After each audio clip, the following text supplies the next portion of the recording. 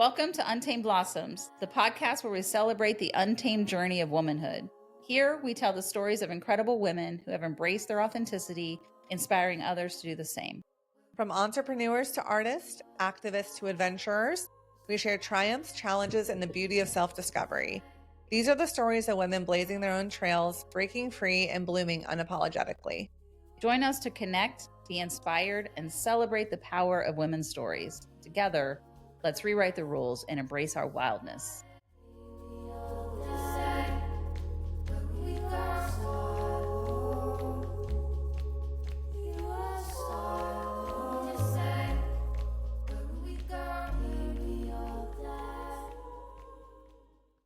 Welcome back. We're so excited to see you again. Thank you for having me back.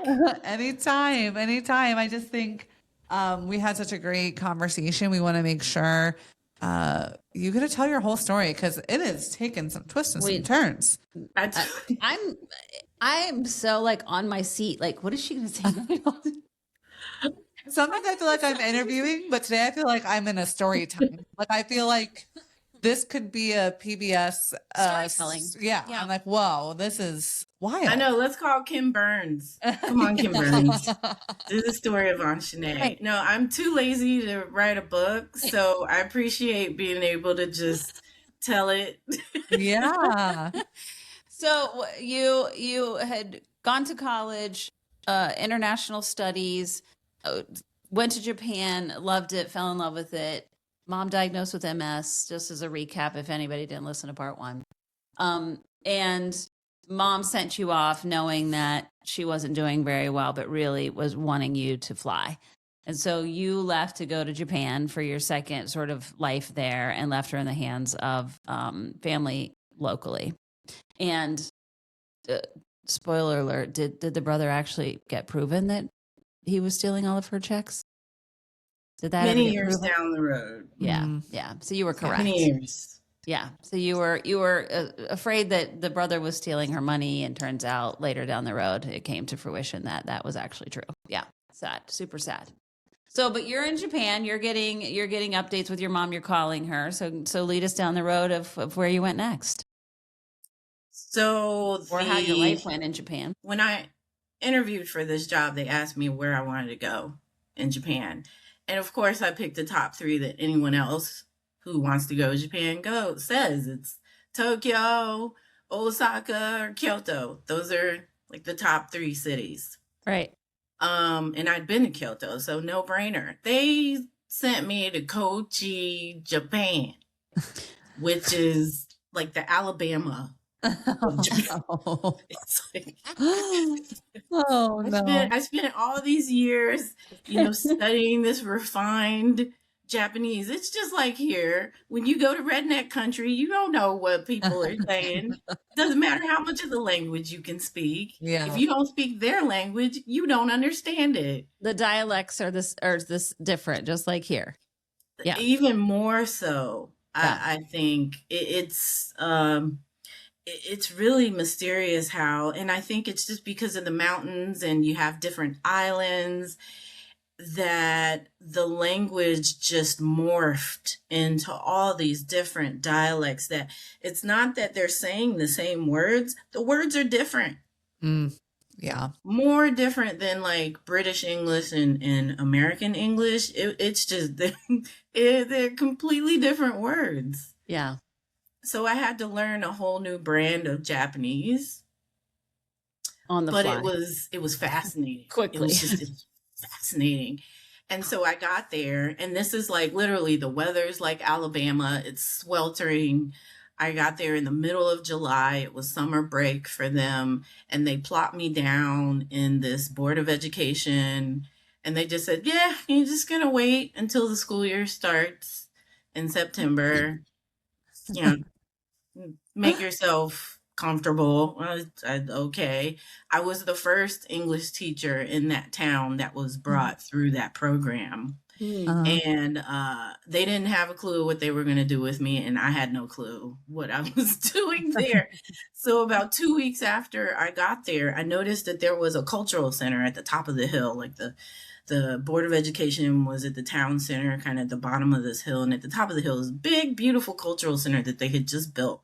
So somebody had mentioned, they just said, just go up there and why don't you just go check it out? Maybe you can go volunteer since you got all this free time. So I went up there and saw that they were just having all these different kinds of events. So I tried to make myself useful. And there was a director of the cultural center there. And it turns out it was an individual that I met at a concert I got dragged to by the vice principal one night. She just showed up at my door. Like I was doing laundry on like a Saturday and she's just like, duh. She's like, hello. And she didn't speak that much English. She's like, come. Okay, where are we going? Concerto. I'm like, concert? Okay, concert. So she drags me to this like festival in like the rice fields and there's like bands and the lady on the stage, the MC, she just invites me up on stage and she's like, this is our new English teacher in town, welcome. And I'm like, huh? She just shoves the microphone to me and she's like, karaoke. And I was like, what? This is my dream. This is my dream. So we like, sing a song, choose a song. And the only song that came to mind is Sakamoto Q's song, which was famous over here under, I think the name of the group was A Taste of Honey. It's all because of you. I'm feeling sad and blue. If you're not of that era, it's kind of disco era. But I think we call it sukiyaki here. Yeah. But over there, it is still super popular. Not the English version, but the original version that came out in like the 60s, I think, by Sakamoto Q. So I had learned the Japanese version when I was an exchange student. So I was like, yeah, bring me sukiyaki. Come on, let's do it. So I sang the Japanese version. Everybody's just like, oh my God, singing sukiyaki, you know. So You're now I had cemented, you know, my place. They're like, she's a goddess. Yeah. We're worshiping her now. Yeah. And that's the thing about Japan. Like, it's really easy to impress Japanese. And so, you know, then like everybody knows who you are, right? So they all invited me to this dinner after the festival. And it was some of the folks from the bands who performed there. And it was this cool kind of bar downtown. By this time, I'm like, where'd the vice principal go? And they're like, oh, she's gone. I'm like, how am I going to get home? They're like, oh, we'll figure it out. Don't worry. Just come with us.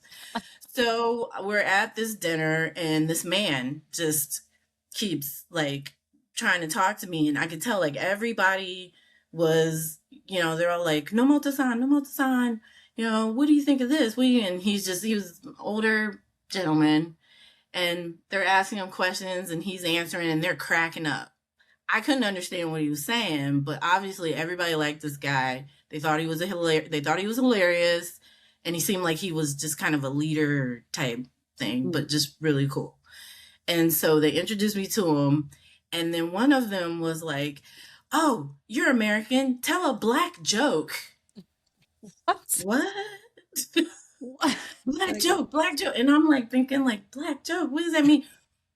Well, it's not what I as an American would initially take as like a black person joke. No. Black jokes in Japan are like dark humor because Americans are known to having this kind of dark humor. And so I was like, oh, okay, dark, because I was like, black jokes, they're like dark humor.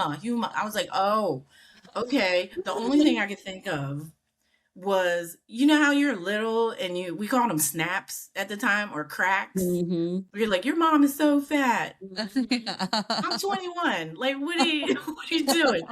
So I just thought of something. I looked at him and I said in my best Japanese, your mom's teeth are so yellow she spits cheese. I was like, ah! Well, he's like, he got upset. Oh no. He got mad. And I was like, uh-oh. And he said, well, you're stupid. And everybody's like, Nomoto-san, God, It's a joke. You got dark humor. And he's like, oh, okay. I'll think of a good one. So this kind of banter went on all night. Turns out, when I went back to the cultural center, he was the director. And he's like, oh, girl who called my mom ugly. And I was like, hi. Well, eventually we had a friendship, which ultimately became a relationship. Love this for you. And what I really enjoyed about him was the fact that he was just open and friendly and jovial and really loved his work, really dedicated to that cultural center and having events and doing things. It was a beautiful cultural center. And I noticed everybody in town, like, just, they loved him. Like, no more sign. He's like, cool. You know this, you know that. Well, it turns out one day I was with some of my coworkers. We were going to lunch. And she says, yeah, Nomo Tassan's wife, she is just so, like, you know, he's been married, what? It's been like 20 years. And they're like, yeah, like 20 years. And his kids, they're probably about the same age as you. I said, come again? Oh, no. Oh, no. But here's the thing. And I have to rephrase this. And I probably should rephrase this. I wasn't dating him at the time. This was like right after I met him at that concert. Okay. But when they said that, something in me, it was like a punch in the gut. And I had just met this man. Okay. And I was like, now I'll never have a chance. What? What? You know, I was super disappointed. I hadn't been dating this man. Nothing. I probably met him 1 or 2 times. But even at that point, I knew. Like, I knew. There was something about him, something our paths were meant to cross.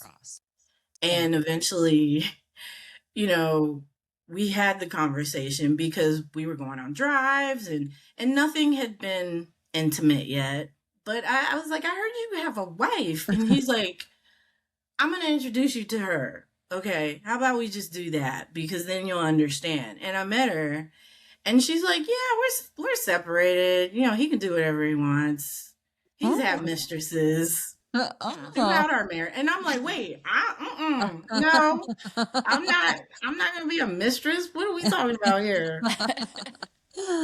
So we kind of just kept things up. But that was my understanding that I can pretty much do whatever I want too. And so I did, you know. Until one day, we had a festival that we both were in together. I was singing with his band. And there's a really famous festival in Kochi called the Yosakoi Festival. If you look it up, if you Google it, it's spectacular. It's almost like, I don't know if you've ever been to Caravana. Okay, if you go to Toronto up north, every August they have a festival called Caravana. And it's the biggest Caribbean festival in North America. Wow. They have a festival like that in Kochi, and it's indigenous to Japan, to Kochi, but it's very Japanese, and it started in the 50s to kind of boost local businesses. But it to me, it reminds me so much of Caravana. They have these giant trucks and these dance teams. It's almost like the Brazilian samba festival, and these dance teams all have their costumes on, and on the trucks are the bands playing the music, and they're all dancing. That festival has grown to like the hundreds of thousands now. It's crazy. At the time, it was still big, but it was still local. But I think with the onset of social media and everything, now you've got teams that come from Vietnam, Indonesia, Canada, Dubai to dance in the Yosakoi Festival. So it's a big deal. So we were in the same team together. We were going to perform. I happen to have a boyfriend who is down from Tokyo. Mind you, Mr. Nomoto was like at the time 42, 43. Okay. I'm doing my thing. He shows up at my apartment to pick me up, catches my surfer boyfriend from Tokyo, and just completely lost his shit. Like, Wow. Oh, no. Chased him around the apartment. Oh my God. Mind you, no Motosan was a 3rd level black belt Oh, in got it. Japanese Kung Fu. Was ready to this service just around my time. I was like, wow, wait, okay. Cartoon? What is happening? Right. So I guess that was the first time I realized, okay, he really likes me. This is a little more serious than I thought. And so he spent the day at the festival like in tears. It was crazy. Like I was just like, are you okay? Like, you have a wife. Yeah. You got a wife. You're not It about was my like, little boyfriend. Nobody's ever treated me like this. Nobody's ever done this to me before. And he's trying to be in the festival like, I can't believe you did this to me. And by that time, he told me, he was like, I realized that I was willing to let everything go to be with you. Okay, well, I guess I need to figure this out. And things weren't going super well with on the job front. It turns out the folks were not ready to have an English teacher in their town. And I just didn't want to get caught up in the politics. So I was contemplating just moving myself to Tokyo and just doing my own thing because I had this relationship now and I wasn't ready to go home. Yeah. And so I didn't. And after a couple jobs, I went to Tokyo, stayed there for a little bit, went to Nagano, worked in a hotel up there. That was a great experience. He came back to the United States with me for a break and met my mother for the first time. Now, by this time, my father had passed, and he passed when I was an exchange student in Kyoto, actually. And I think there was something about my relationship with my father that kind of transferred over to this older man, right? Yeah. Who doted on me. I mean, Yeah. just treated me like a queen. And by this time, Yuki-chan, that's Nomoto-san, he was divorced from his wife. I was cool with his kids. When I moved to Tokyo, he was like, hey, connect with my son. As a matter of fact, I'm going to help you get this apartment so that you're just around the corner from my son. We'll help find, because they wouldn't just rent to foreigners out there. You know, or if you were a foreigner, there was a certain section of town that they would like sequester everybody. Otherwise, if you went into a real estate office, they just do this. No. Even if you spoke the best Japanese, they don't hear it. So he helped me get an apartment that was not in one of those sequestered areas. And I built up a relationship with his son and his fiance. And eventually I moved back to Kochi and just decided, okay, if we're gonna do this, let's just do this, I guess. And I had my first son in 1999. Nice. Wow. Yep. Wow. Yep. That's awesome. So are you still teaching there, or what are you doing during this time? So by this time, quit all the jobs, left Nagano, went back to Kochi. And when they found out, his parents found out I was pregnant. His parents, all the way up until this point, just thought we were really good friends.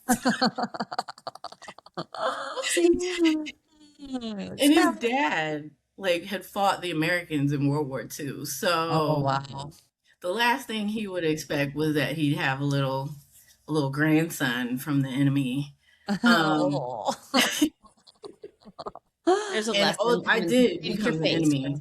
Yeah.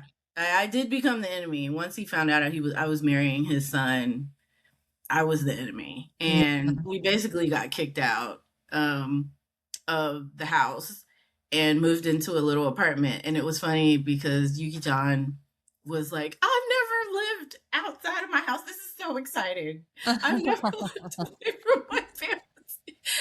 And I think he was like 46, 47. Because their culture, right, is very multi-generational living. Right. That's right. And his dad had actually built him, a house for his first family. Because remember, he was married for 22 years. Right. You know, kids were grown, he had divorced, but he was still in the house that his father built on the family compound. Right. So there's a family compound. The parents had their own little house. And this is only in the country. When you move into the city, things are a lot different. But because he grew up in a farming town, there was a compound and then the second house where he was. And his father was like, oh, no, no, no, you are not moving that woman in up in here. So we got married, but I think maybe 3 or 4 people showed up. Wow. Some coworkers and you know, a few friends. Definitely not his parents. And then my son was born, and they flipped because he was beautiful, of course, Yeah. and babies can do that to people, right? Mm-hmm. Soften So them we quite a forged bit. an They soften them quite a bit. Yeah. it did, and especially his mother, which I didn't know until after she died. I can't remember. She was born in America. Oh. Right. She She's was born in technically a citizen. Sacramento. Yeah. Yeah, And it birthright. was like it was a family secret. Ugh. That tracks. Yep. Right. I Yep. mean, she was born what is now Sacramento. Back then it was like Biggs or something. My sister-in-law's parents, they had retired, and these are folks who live here in Washington State, okay? I never met them, but they just got into like looking up genealogy and birth certificates of different family members. Well, they decided to look up my now husband's family tree, and they found her birth certificate in Biggs, California, and went and got it. Wow. Oh, wow. And gave it to me. And he had never he didn't know the details. Yeah. He didn't know his mother was born. He knew she was born in America, but that was the extent of it. Well, in Yeah. 1927, she had been born in this part of California. Her dad decided to move to California and open up a grocery store and do all this stuff. And then I guess the tide had kind of started turning against Asians or Japanese, the war, there were kind of hints. So he hightailed it back with his family. Mm. And she grew up in Kochi, but she lost her passport.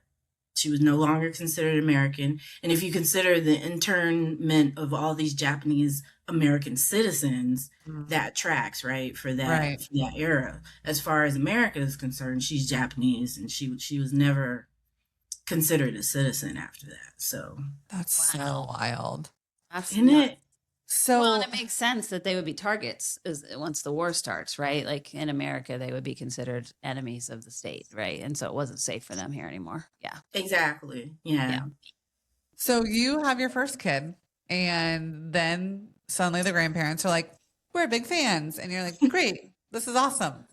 So what happened from there? This is your first kid? You're away from your family, right? Your siblings, your mom. Was she still? How was she doing at that time? Tell us a little bit about that. She was hanging on. Yeah. And when I had my first son, I made it a point to take a trip back to Columbus. And we visited her. We stayed for about a month. I, at the time, was a stay-at-home mom. You know, hubby was holding it down as the director of the cultural center. We were doing well. By then, did we move back into the house?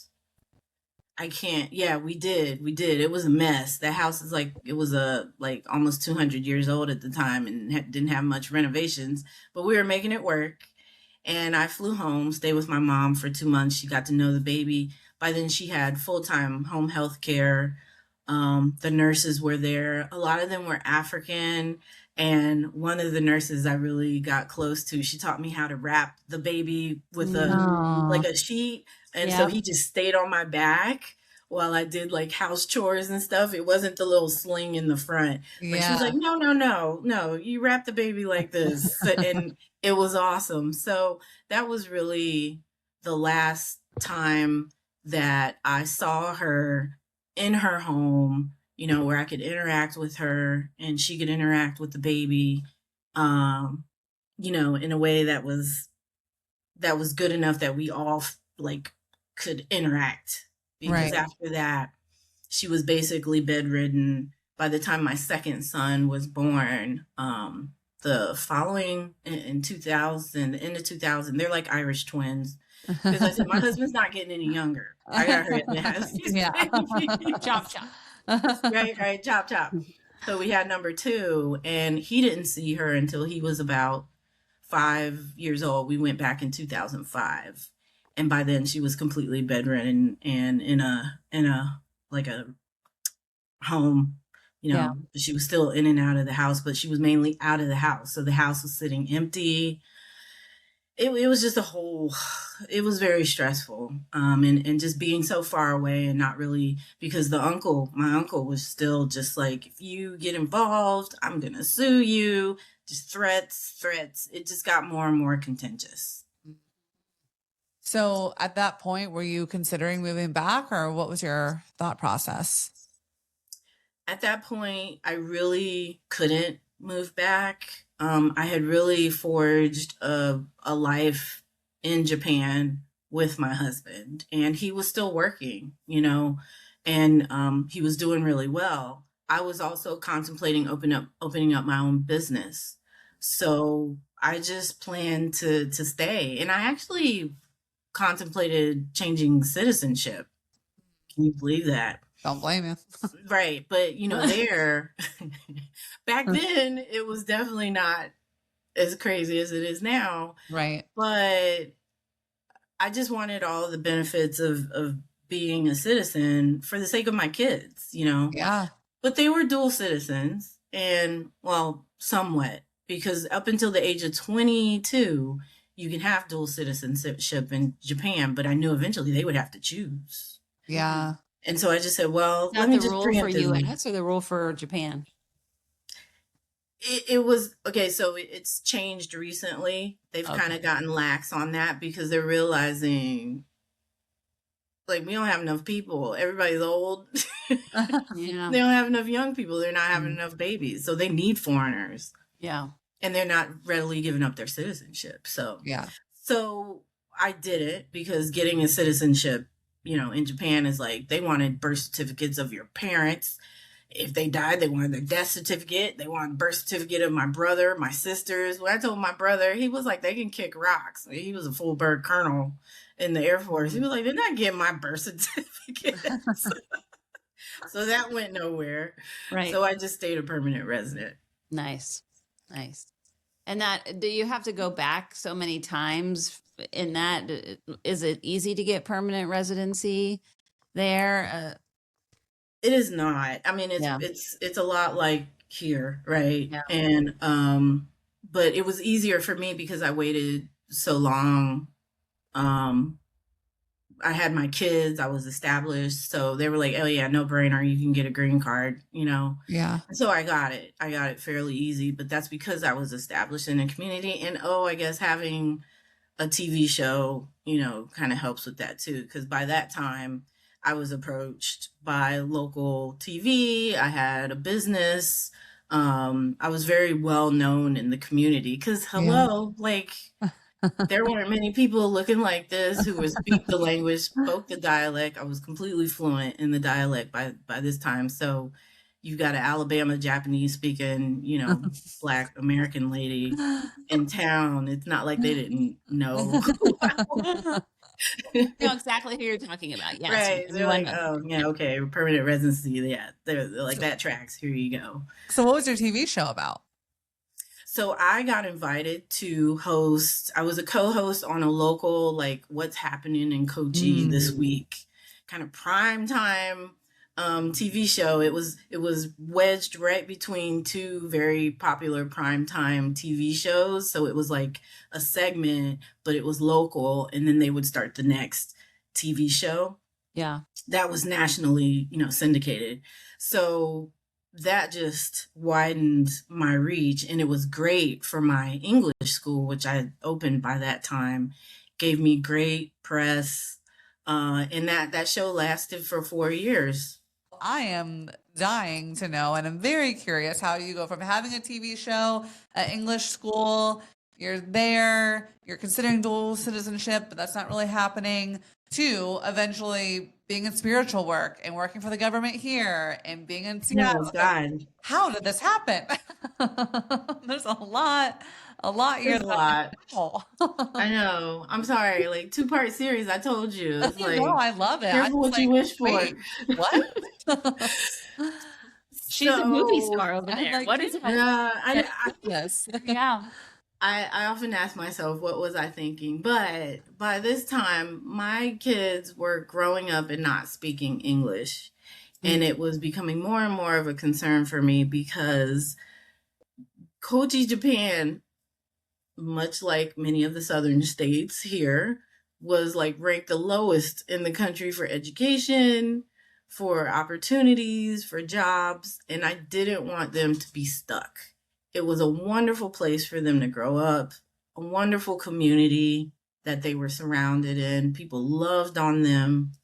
My oldest son dealt with a little bit of bullying because he looked a lot more Western than my youngest. My youngest fit in a lot more. He had more of the Japanese features. My oldest, I always say, what do you do when you mix a Japanese with a black person? You get a Moroccan. And that's basically what he came to look like. So he caught a lot more flack in school. And that started to bother me. And I just, one day it just snapped. I just said, you know what? I got to go back. I need to get a job. And I need to move my family to America. Yeah. Is your husband retired at this point? The timing was perfect because they were going to, what's the word? When, a small town was going to get Annexed. Annexed, thank you. They were going to annex, the small town with the larger town. And if he had stayed working for the government, they could have sent him, over an hour away somewhere. He was at the age where he could retire early. He already had 30 years. So he said, I'm good. I'm done. I found an opportunity to go to business school at Ohio State, the Ohio State University. And I got into the grad school right after my mother passed. And I had applied with the sole intention of being back in Columbus so I could take care of my mother. Yeah. And I found, she passed December 26th on my son's birthday. And I got into Ohio State that January. Wow. I got notification. So I said, well, I guess I can clean up her affairs. Yeah. I mean, And for that's what I telling did. her to get her stuff in and that it was aggressive, I feel like she lived a lot of years. She really didn't believe any of that. And she willed herself a lot of years, I feel like. Yeah. Sheer willpower. Yeah. And that woman was powerful. That's awesome. But I wouldn't say it was pleasant. I wouldn't wish that disease on anyone. And it turns out, funny fact, every other house in my neighborhood had a case of MS. And every other house that didn't have MS had leukemia. What? Environmental. Did you ever Something's figure going out on. what they were exposed to? Yeah. Literally every other house. It was Wow. a very diverse neighborhood, pretty upper middle class neighborhood. And they would do EPA tests and this, that, and the other. Nothing ever registered. But I lost a babysitter. He was 21. He died of leukemia. Neighbor across the street, cat a corner, 7 years old. He died of leukemia. Other neighbors, girls I grew up with across the street, both of them, sisters, have MS. Lady across the street, MS. Next door, cancer. All the way around the block. Wow. Never found anything. Never found anything.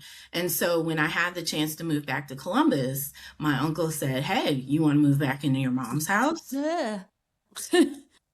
Sure do not. Hell to the no. Hell to the no. No, And so Death I Alley. didn't. No, thank you. Yeah.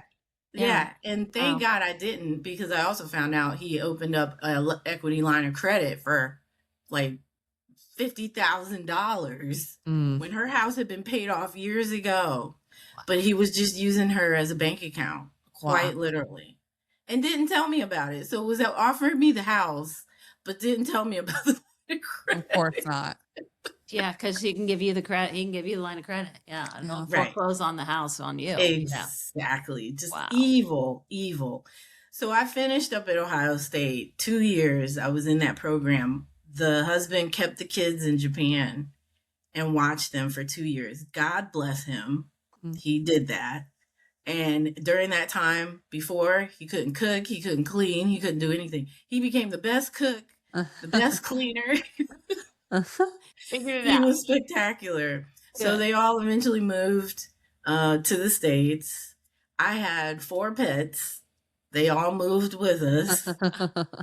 I think about it now because he didn't speak English. He spoke not, my husband did not speak one lick of English. I call him the husband now.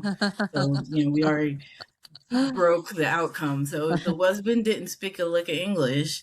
And so I did all the paperwork for his visa, just did all of that stuff. But I remember while I shut down my school, sold it to a friend in Japan, and was preparing to get into Ohio State, was taking tests, and there were several schools I was looking at.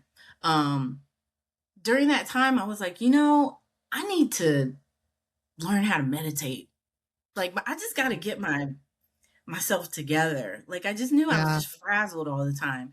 And I look back now and I think I had a certain level of probably, if it wasn't perimenopause, maybe it couldn't have been postpartum. I mean, my kids were already like maybe 4 and 5 years old by that time, but just something felt off hormonally, but I didn't identify it at the time. I just thought I needed to meditate. I was also dealing with like some weird neck pain. So a friend of mine was like, "Oh, I know the perfect person you need to go see." And I said, "Okay, is this a chiropractor?" And she said, "No, he's a monk." And I think maybe you need to get looked at because this seems spiritual. This doesn't. And I was like, "What? Like, what are you talking about?" She's like, "No, just spiritual come. symptoms. I've never heard of this thing. What? Okay, neck pain equals spiritual problem. Okay, whatever. I'm down, whatever." So she takes me to this guy. She gives me the information. I didn't want to go by myself, so I had the husband go. He came with me. And it's like this neighborhood of like modern houses.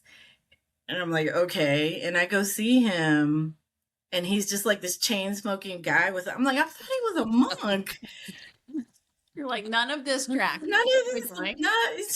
I thought we were going to a monastery. He'd be wearing a robe. A temple or something. No, it's like dude's cigarettes, house. Marlboros. I don't understand. Exactly. You had golf clubs in the entryway. What is going on? But I stepped into the house, and in a traditional, even if it's a modern Japanese house, they always have a traditional room in the house with the grass flooring. And he had a whole line of tables in there, and it had all these different people's pictures and candles and offerings on them. I was like, whoa. So I sat down with him, and he's like, "All right, so tell me what's going on." I'm like, "I just had this pain in my neck, and I guess my friend referred me to you. I really don't know why I'm here." And he was like, "Okay, we can deal with that." He's like, "You're moving back to the States, right?" "Oh, that's interesting you say that. I was actually kind of applying for schools or whatever." So he just like read me. Mm. And it was the first time I had ever kind of encountered something like that. Now, mind you, I was always interested in like, there was a tarot reader in town, and I would and the husband's ex-wife was kind of in this weird kind of cult thing where she like, they did kind of stuff like that. And like, we went on a date to her, like, reading ritual where it was weird. But anyway, it's out there. Like they do stuff. So it wasn't super foreign to me. But this guy just like read me, and I was like, wow. And that's why I was like, I need to do more meditation. So when I got into school, I was like, well, maybe there's somewhere in Columbus where I can like practice meditation, because I'm really going to need it if I go to school and I got all this stuff going on. I'd like to learn how to meditate. So I Googled just like meditation in Columbus, Ohio. And the first thing that pops up is this website, and it's this guy's face. Oh. And I was like, I couldn't tell if it was a man or a woman. I was like, oh, that's interesting. But it was like a center called Self-Realization Fellowship. I'm like, all right, I can dig that. Because by this time, I wasn't a practicing Christian. Right. I was hardcore Christian growing up in Columbus. Went to church. Actually went to New Salem. Went to Tridestone Baptist, which became New Salem. Now New Salem, I think, is this huge church. Really ingrained in that community, sang in the choir, did all the things. But by the time I got to Japan, I got exposed to just Eastern philosophy, Eastern culture, and they don't go to church on Sundays. That's not what they do. Like, Buddhism is embedded in the culture. It's a mindset, right? And as I learned more about that, I kind of loosened my grip on the Christian way of doing things. I really wasn't a stickler, because by this time I was just kind of agnostic. I knew something was out there, but I wasn't really stressing myself about how to practice. Self-Realization Fellowship had like a meeting center. I think the closest one was in Cleveland, and didn't find anything in Columbus. So I emailed them and I just said, hey, I'm moving back to Columbus. It'd be nice if you guys could maybe help me find a center where I can learn how to meditate. No answer, nothing. Get to Columbus in August of 2007. I'm setting up to go to school, to start school for the fall at OSU. And it was hard. You know, I left my elementary school age children. I was alone. I was home, but it wasn't really home. I was 33 years old. Right. Mom And that's just passed away. Dad passed away. Yeah. Dad passed. Yeah. Family, Brother doesn't live friends. here. I hadn't lived in Columbus since I was 17. Right. Yeah. And so I was back and everything was just like, ugh, you know, and also I just had reverse culture shock. Everything was just a shock. But I was getting my computer like together and something was wrong with it. So I got referred to this computer shop. I'm sitting in the lounge, like this Iranian family ran this computer repair shop. I opened National Geographic. They had a stack of them on the table. Open the book, and the first thing that pops up is this man's face. Oh, shut Oh up. my gosh.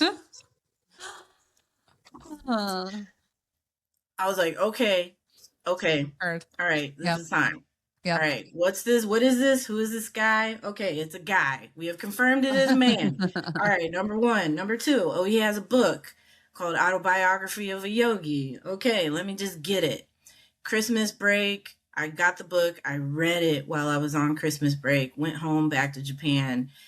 And that was when I finally got an email back from these people saying, hey, I'm Michael. Would you like to go meditating with us?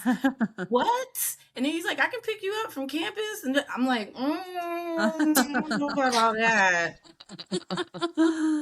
I know. Turns out he was actually a really nice guy, had a family, everything, lived near campus, and we started going to meditations on Sundays. So I started to learn how to meditate in Columbus, Ohio. It was out in Grove City. Like, we drove all the way out to these people's house in Grove City because there was no center. Yeah. But once I started that practice, the synchronicities were crazy. And it was synchronicity after synchronicity after synchronicity. And I was like, there is something to this. So I got really into self-realization, really into meditation, and it just laid the path for everything that came after. Don't cliffhang us like this. Don't do it. So I was getting close to graduation, was still super heavy. I was having some I had awesome experiences this summer before graduation, had got lined up for a job. And I was looking for a place to live. I was like, oh my God, like now I got a job at Wright-Patterson Air Force Base. Got a job with the Air Force. It wasn't in anything I had studied in grad school, but they were like, hey, no, just come. We'll train you. Don't even worry about it. You have a grad degree. Check that box. Okay. So I needed to move down towards, Dayton. And I was not familiar with the area at all. My parents were from Tennessee. Like, they didn't take me around Ohio and show me all the things and the stuff Right. of Ohio because they didn't have time and they didn't care. We always went to Yeah. Memphis. So I was in class one day and we were just talking to some classmates. There were some Air Force people in my class, and I mentioned, like, I got the job at Wright-Pat, but I don't know where should I live. And he said, oh, I know where you should go check out.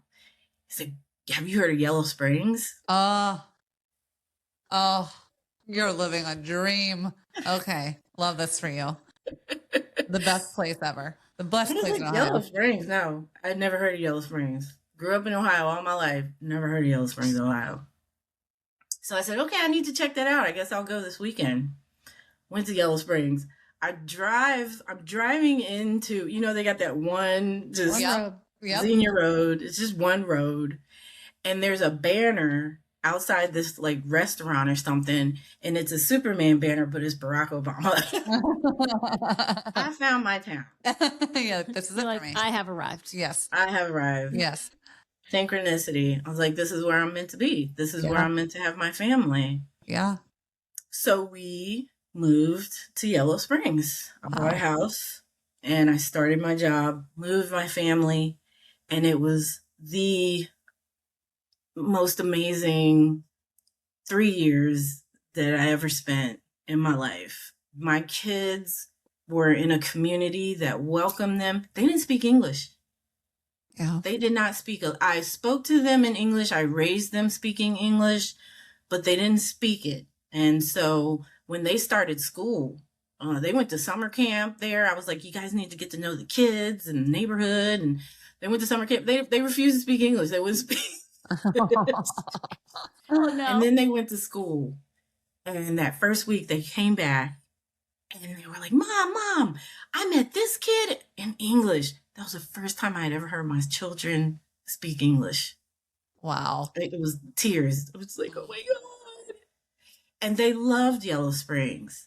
We love Yellow Springs. The husband, he met all kinds of friends and bands, and they invited him to perform in the blues festival. And he was just a man in Yellow Springs. Couldn't speak a lick of English still. But had more friends than I did. Because it's just that kind of town, right? Yeah. Right. It's just that kind of town. And so we spent 3 years there, but for some reason I knew I was only going to be there for 3 years. I just knew and it had nothing to do with work, because I could have stayed there and it could have been the end of that. But something told me I'm only going to be here for 3 years. And sure enough, an opportunity opened up for me to move to Alaska. And at the time I was thinking, well, since I'm working for the Air Force, years ago when I lived in Japan, I saw that there were Americans working on the bases over there. And I was like, how did they get those jobs?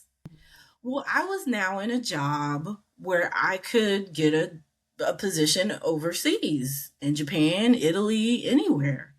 So I said, you know what? I need to work towards getting my family back to Japan. At least we could be near a base. The kids could go to a base school. They have the best of both worlds. So that was my intent in taking that job in Alaska as a stepping stone to a position in Japan. Well, Alaska didn't quite work out. On the social side, loved it. I learned how to snowboard. We were out and about. I mean, and it would get negative 50s, negative 60s, if you can only imagine. They didn't stop going to work. They didn't stop going to school. Life went on in negative 60. And that was just a whole other level of experience. But we thrived up there. But at work, these people were batshit crazy. Just crazy. So pretty much as soon as I got to the base up there, I was like, okay, this ain't happening. Yeah. But we did a lot of great stuff in Alaska, but also my marriage, I was coming to an end. And it became more of a burden for me to deal with a husband who couldn't speak the language. Yeah. And he became one of the kids. And it was, emasculating for him. And I'm becoming this, I was getting in my upper 30s, early 40s, and slowly that estrogen goes away and you lose that I care Yeah. hormone. Like, and then it started to be, why is this my problem? Yeah. You have a responsibility. You chose to move here. As much effort as I put in to living in your country and doing your things, why are you not reciprocating? Mind you, I had a much better foundation, but there are a lot of Japanese women who married American men starting from zero. And guess what? They learn the language, they get ingrained in the community, they do all the things and the stuff. So I started to compare, and I'm just like, you don't get a pass. Yeah. You don't get a pass. So by that time, the relationship was strained. And I knew that kind of our days, if years, if not days, were numbered. I eventually decided to move the family to Washington State. That was the closest place we could get to out of Alaska. And we did. And we eventually went our separate ways. He actually had a heart attack. Oh. But it was inevitable. I mean, you got a man who's picking up the kids, taking them to school on base, and then he went straight to the BX. The BX is like the soldiers' like cafeteria and shopping area. He go to the BX to the Burger King over there at 8:00 in the morning. Why do they have a tray with your food ready? Why do they know that you have and you get a Coke at 8:00 in the morning? Yeah. Like, it's gonna catch up with you. He loved American food, and it tore him up. So he had a heart attack in Washington State, and that was where I just said, you know what? Healthcare is free. Yep. They got universal healthcare. Yep. And I think, it's probably time we just go our separate ways. Yeah. And were you still working for the Air Force at that time too? Like, was he basically a stay-at-home dad? He was, and he was a wonderful stay-at-home father. Yeah. I can't take any of that aspect of what he provided to the family. He was a wonderful support. As now I am the head of the household, he couldn't work. But he contributed to just keeping the family stable. So when he was leaving, I was scared shitless because my kids were just starting high school, finishing up middle school, and they were obviously taking it hard. They were super close to their dad, and I felt like, evil bitch, because how dare I take this man away from his kids? Yeah. And not just that, but send him off to another country. It took me a lot of therapy and a lot of counseling. And because by this time I wasn't really in my practice of meditation anymore, I was still kind of involved in getting more engrossed in metaphysics and learning everything I could. And in Yellow Springs, I learned tarot and was really diving deep into that and really asking for guidance and trying to maintain some sort of practice. I was led to a counselor in Portland, because I lived near Portland at the time. She was also they were trans, so it was they were very connected to spirit. And so while I was going to counseling, they also gave me spiritual counseling, and they literally said, because at the time I was like, I can't leave my husband, maybe I should just wait till the kids are graduated from school. I can't split us up. And they said, if you don't do it now, it's not going to happen until way down the road, and someone's waiting for you. Oh, okay. So I need a little more kind of counseling after that, just try and figure stuff out. But it happened. Yeah. He went back, and I was working at the VA by this point, because that's where I got my job in DC, not in DC, in Vancouver, Washington, near Portland. And 2015-ish, there was a new guy who came into the office, and he was sitting in the same office as one of my friends that I always went to visit and talk to every single day. And he'd just be in there. And one time he was out of the office, and I looked at my friend and said, "Don't you think he has a weird shaped head?" And she's like, "Yeah." She's like, "But girl, I guess like Asian men, they," and I was like, "Yeah, I guess my ex, he had a weird shaped head too, but his head is like just flat down the back. Like, what is up with that one? Ha ha ha ha." I was losing weight. I was working out. I was looking good. Like, I lost like 20 pounds. Like, I was just, my glow up was like, What's I was the happening? worst glow up. I was looking good. All of a sudden, you know, he starts joining in on our conversations when I went to visit her. And this went on for like 2 years. We're just cool. But then every once in a while he'd say, "Hey, I'm going to lunch. You wanna go get some noodles or something?" And as I learned more about him, he's Tibetan American, Army veteran. And I just felt good around him. Like, he was just cool. He was 5 years younger than me. And you know, we had a lot in common though. It was weird. Like, he grew up in Astoria, Oregon. I don't know if you've ever been to Astoria. You know the Goonies? Yes. That's where they filmed it. Oh Yeah. my gosh. Beautiful. Gorgeous. Beautiful. And so we would visit. It was about an hour away from where I lived. And I just learned more and more about him. And then, like, he asked me out on a date. And that just blew my mind. But if you saw what I looked like back then, I wouldn't blame him. I looked good. I was probably about 30 pounds lighter. But by then we were good friends. Yeah. And so it was just kind of like, and I wasn't sure because he really, like, to me, okay, is he my type? Does it really matter? But ultimately it didn't, because our rapport was so good and I was so comfortable. And I tried the online dating thing. Absolutely not. I got stalked. You know, like, I couldn't do that. I couldn't play those games anymore. I was like, these people are not normal on here.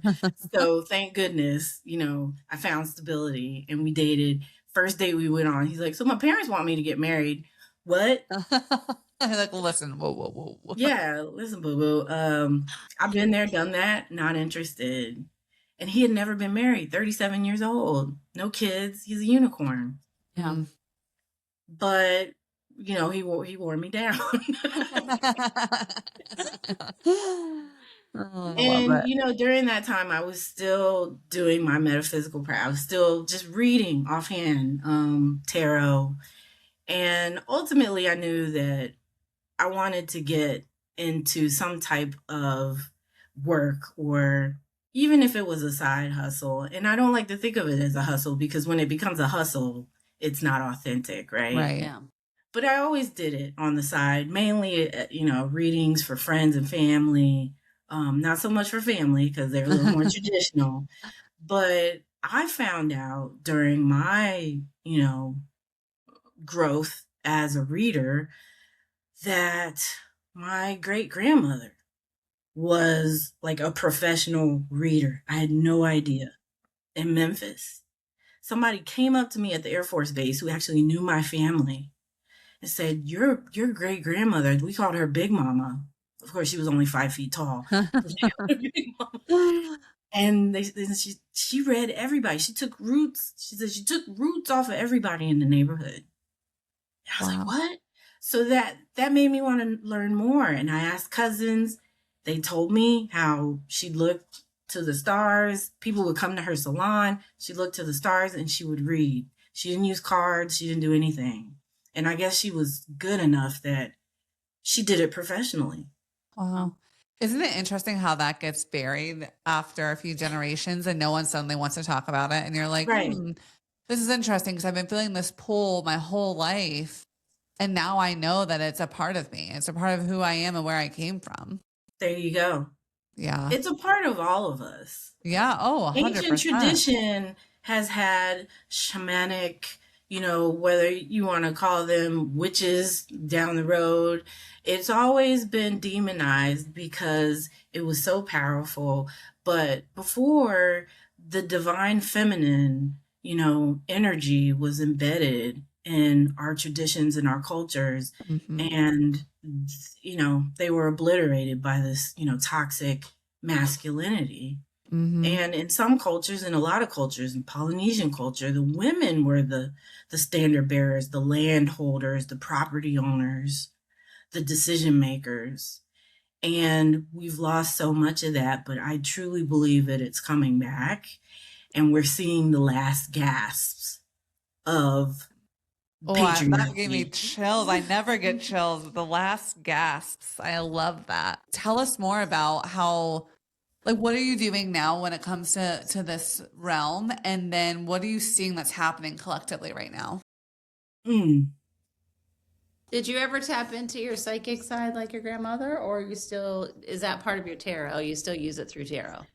It's funny because every reader, because I still love to go to readers, every reader that I go to, they're like, what are you doing? Why are you using tarot? You don't need them. Just a Get tool. rid of the crutch. Yeah, it's a tool, and I enjoy it, right? Yeah. I learned it. Let me apply what I learned. I spent a lot of time learning this. They're like, you don't need any of that stuff, which to me is still kind of imposter syndrome. Right? Absolutely. Like, you need proof. All right, you need the cards. You need something to look at. You need, no, like, I'm reading people more than I think I realize when I'm just talking to folks and having conversations. And if they're sharing parts of their life and I give insight, to me, I'm thinking it's just like common sense. But sometimes they're like, oh my God, how do you know that?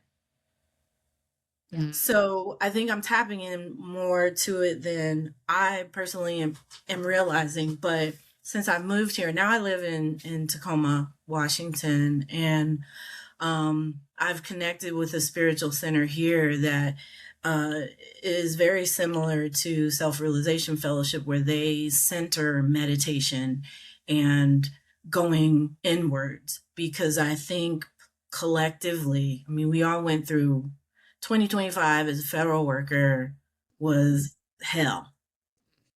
I graduated from Ohio State in a program where folks went off to work for Fortune 500 companies and were making twice as much as me, starting out the blocks. But I chose civil service because I was drawn to it and I wanted to give back. And it was very rewarding for me, right? But I was making less than $55,000 to start out with. And I had a graduate degree, but they always said, hey, you start in government, it's a little rough in the beginning, but you work your way up and it's secure, it's stable, right? We have the most unstable human being running it suddenly. Now when somebody is unstable, and we just hand it to them. We just handed the whole government to them. So it has been a very jarring experience as someone who believed, because up until then, it had, been stability for us and my family. And I'm so grateful for the opportunities it provided me and allowed me to raise my children, right? And then last year happened and it was just like, oh my God, what does this mean? Well, I think for a lot of people, it's an awakening. And for me, it was a call for me to go back inward, because the realization was my path is not set with an outer entity that could give a shit about me, could give a shit about my family. I have to find a path that will not just give me security, but also nurture me. And as I've hit my 50s and the kids are out of the house, I can focus more on that and I can dive deeper into that collective consciousness. And I'm that, how do I put it? It's expanding everyone's awareness, but my awareness also expanded at the time to realize that this is the work that I'm meant to do. And there were always hints. And the other thing that a lot of the readers were telling me was, you're going to continue to get a boot in your ass until you step on your path and do the work. And it's going to get worse. and worse and harder to continue the status quo until you do the work, because this is what you're meant to do. Wow. And sure enough, 2025 happened. Got a big boot on the ass. Not just on it, up it. Up it, around it. Oh my God. You need to do this immediately. So where have you taken that? Where's it led you? So when I got furloughed, because I got furloughed, I said, you know what? I'm going to open up Amakenings. And that's what I chose to call it, because it's an awakening, but it's also an awakening in the making. I'll say that again. It's an awakening in the making. I like that. We've all had different awakenings throughout our lives. We've all reinvented ourselves, especially as women, you know, pre-motherhood, motherhood, even if you don't have kids, even if you've never been married, you have all these past lives behind you. By the time you reach my age, and some folks think I'm still pretty young. You talk to people in their 70s and 80s, how many past lives have they had in this one lifetime, you know? I mean, look how long this conversation is. But the thing is, we're continuously having awakenings. We're becoming something new. And I feel like conscious co-creation is manifestation, which brings you in alignment with the universe to create your next path and your next purpose. And I want to help people in that path by giving them readings the way I received them. Yeah. There was so much insight from the various readers that I came across through my life, even if it wasn't from my own family, even though I think my mother was a lot more psychic than she wanted to admit. And when she told me to take Japanese, she said I would be rich. And maybe I am rich because I gained a family. I gained a whole other country that I call home.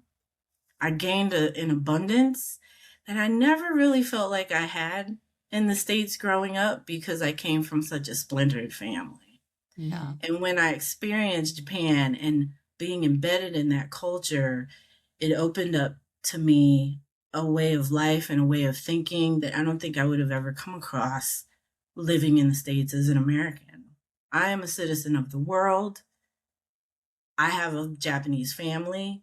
My husband is still my family to this day. We visit. My current husband, who is Tibetan American, his mother has moved in with me, you know, with us. I have 3 families now. Yeah. Yeah. We go visit the husband. We just came back in November, and they have a bromance. He's like, can we live here? I want to live with him. I love him, you know. Yeah, been there, done that now. Thank you. Been there, done that now. But that was, I think she tapped into something. Yeah. Where she was right. I did become rich. Yeah. Yeah. And if people want to get your guidance or get a reading from you, where can they find you and how can they do that? So I have a Vagaro account called Amakenings. And if you just go into Vagaro, Vagaro, you can do a search there under Amakenings. I will also provide you with the link. Perfect. I am still starting very slowly. Yeah. So my weekends are open. Feel free to call or to email. And I also started a YouTube channel, which I'm really excited about, where I kind of give some of my insights, and they could be pretty controversial, but you know, that's how I roll. If you ever ask Carrie, that's why, you know, I think now I'm having like a flashback of remembering what link she sent me, and it was to one of your YouTubes. I cannot wait to deep dive. Yeah. Please do, because that channel is really just me ranting, whether it's about spirituality, because I'm a spiritual person. I'm not a religious person. And I think the collective consciousness is moving towards that. And like I said, once again, it's the last gasp of a lot of things. And in the YouTube video that I've uploaded, which is called Your New Year's Resolutions Are Bullshit, Love to hear this. Yes. We're in already. Thank you. Well, it's more about intention, right? It's not about a resolution. And there are certain questions in that video that I'm asking myself so that you can realign yourself for 2026. And that channel is also under Amakenings. But in the first video that I've uploaded, I actually went to go see, what's the James Cameron movie? Avatar. Oh yeah. Highly recommend. I was not, that was my son saying, Mom, I want to go see Avatar. We went to see it.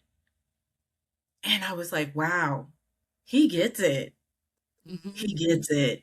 He understands the divine feminine and the role that it's going to play in the years to come.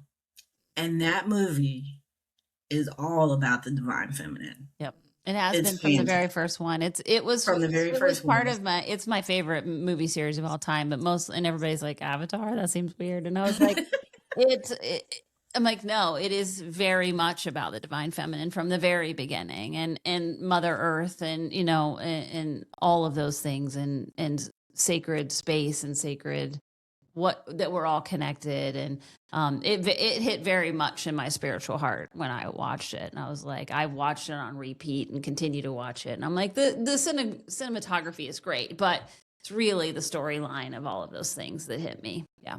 Absolutely. Colonization, Yeah. war, All of it. even the tree of life Right. is in there. Yeah. And so people who get it, they see it. Yeah. And people who don't, I highly encourage them to watch it and to do a little research on what Totally. the age of Aquarius truly means. Mm. We're moving out of the age of Pisces, which was, Jesus, the fish, right? Mm. We're moving into the age of Aquarius. And one thing about fish is you traveled in schools of thought, everything was a school with a group because that provided protection. Now we're moving into an age where we are going inward to be able to function outward because we're going to be forced to go inward. Totally. We're going to be forced to reflect on who we are as people, who we are as a country, who we are as a planet. Right. I love it. Yeah. Love it. We will make sure we tag our YouTube channel. I think Yeah. it is really important that we know where we can find voices that are sharing some of this insight. We talk about it a lot together on the pod with people, but just being able to hear other people share that same messaging, I think is going to be, it's great for my nervous system. I'll tell you that much. Just to know that someone out there is also seeing how crazy it is and not denying that, but then also can help center Right. to what's to come. So thank you for doing that work. I think it's really, really important. Thank you. And I appreciate that there is recognition outside of what we would assume would just be the circles that are talking about it. Mm-hmm. And that's also part of the awakening on a macro level, right? But the awakening has to start at the micro level with Right. each person. Right. Absolutely. Wow, this has been awesome. Agreed. Amazing. Agreed.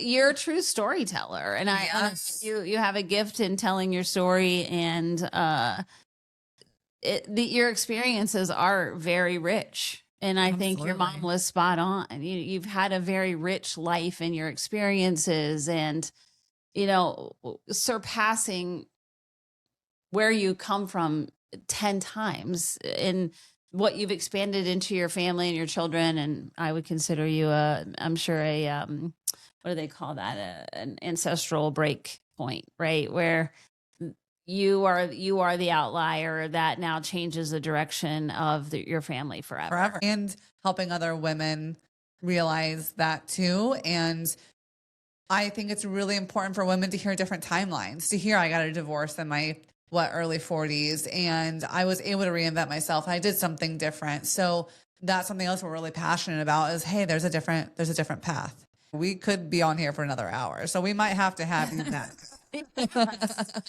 Yeah. Anytime. I'd love to see We'd where love to have we're you all back at. on when Amakenings is really becoming your full-time gig, which we believe is coming for you in 2026. Yes. We would Thank love to you. have you come back on and talk about it. Yes, Oh, absolutely. I'd love to. Thank you so much Yeah. for this. Yeah, Well, you're thank welcome. you. We will tag in the show notes all the places that you can, YouTube. And what was the name of the other app? I forgot it already. Vagaro. New to this. We'll learn I all about it know. after this. I never heard of it either. Love this. Love a new platform. So you can find all of our episodes on YouTube, Apple Podcasts, Spotify, and iHeart. We're also now on Patreon. So give us a shout out, and we really appreciate you coming on the show today. Thanks for coming. We appreciate it. We had a great time.